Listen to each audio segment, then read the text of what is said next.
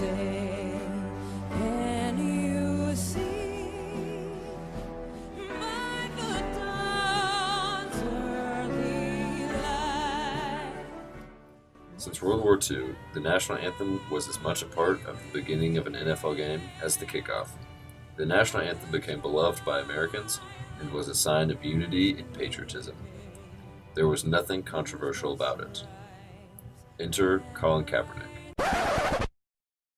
On August 14, 2016, Kaepernick decided to remain seated for the national anthem.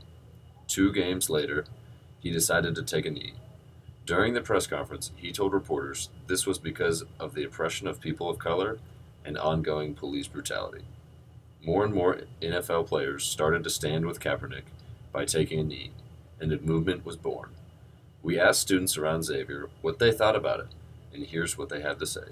I think that the players have a right to kneel. I feel like that's an expression of their voice, and they have, under the First Amendment, have the right to be protected.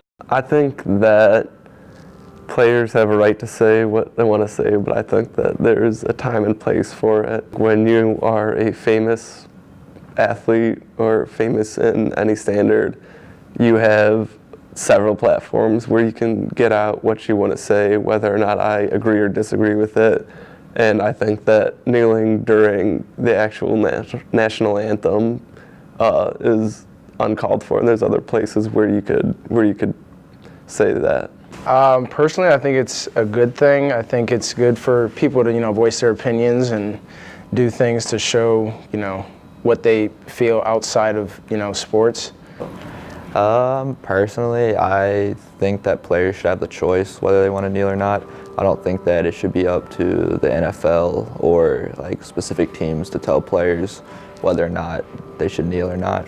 The players are trying to make an active push for social awareness and social injustice, and people are making sure that they other demographics and other people aren't going to just sit here in ignorance and act like that isn't a problem. They're trying to bring awareness to this. I think Colin Kaepernick was treated fairly by the NFL.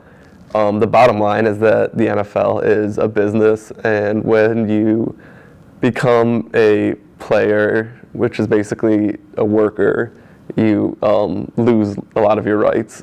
Colin Kaepernick was the first person to do the kneeling and stuff, so I don't think that should be the reason why they're not signing him.